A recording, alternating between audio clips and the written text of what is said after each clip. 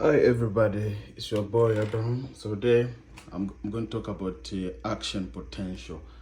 Action potential, yeah, for those who are doing physiology, anatomy, and even just anyone in medical field, just to have a deep understanding about action potential. So, by definition, action potential is basically a rapid change in the electrical potential across the membrane of a cell, example neuron cell and a muscle cell. And then this is a graph. Yes, so this is a graph of action potential. So we have to understand like what really happens. So at rest, the inside of the cell is negatively charged, so about negative 70 millivolts. Yes, so potassium is inside of the cell, and then sodium and calcium ions out of the cell, and then there's what we call basically resting membrane potential. So resting membrane potential is the difference in electrical charge across their cell membrane when they are not actively transmitting signals. So this resting potential is basically maintained by the equal distribution of ions across the cell membrane, with sodium ions and calcium ions outside the cell and more potassium inside the cell. So this is a graph. So like what really happens is that, for example, when there's a stimulus, it may be a triggering, so this stimulus will generate what we call a threshold. So meaning there will be a shift. So this will cause what we call depolarization. So like what will happen is that the inside the cell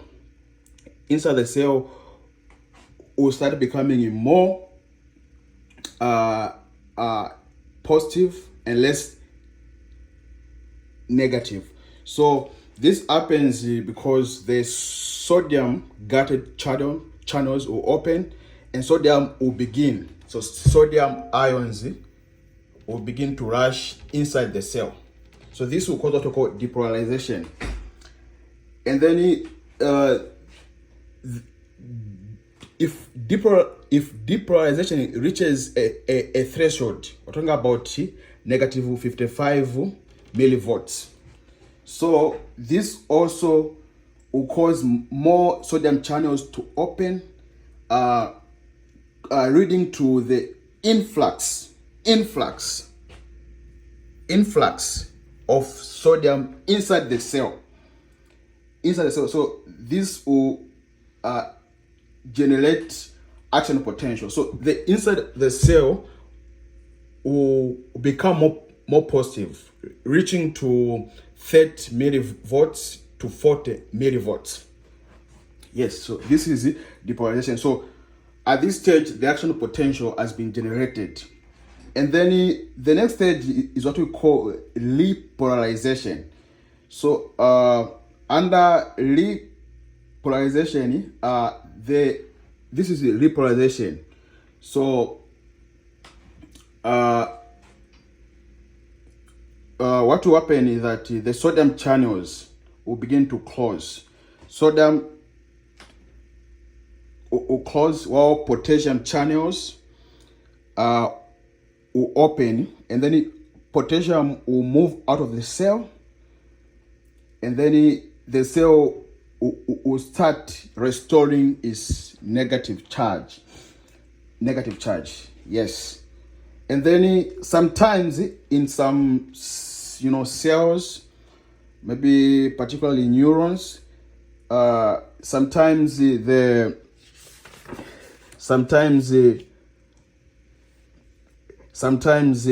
so in some neurons, repolarization may temporarily overshoot. So meaning the cell may become more negative, causing what we call hyperpolarization or undershoot. Yes, so the role of repolarization is to restore. So repolarization so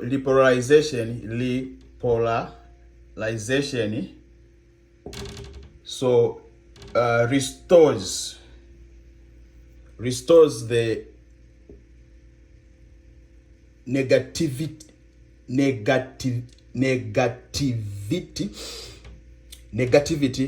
of the inside of the cell.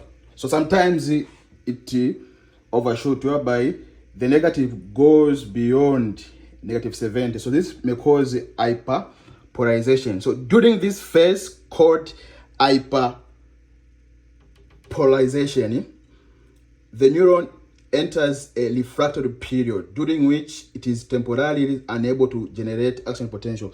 So I think this is how actually barbiturates. So I'm going to drugs, barbiturate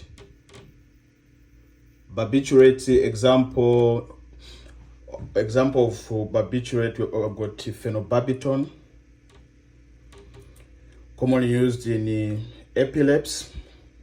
And then we have also benzodiazepines such as lorazepam, diazepam. So this basically, these drugs, on how they work, they facilitate the action of GABA.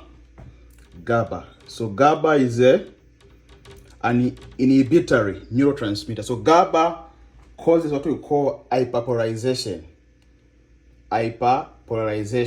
So at this stage, the cell is in refractory period.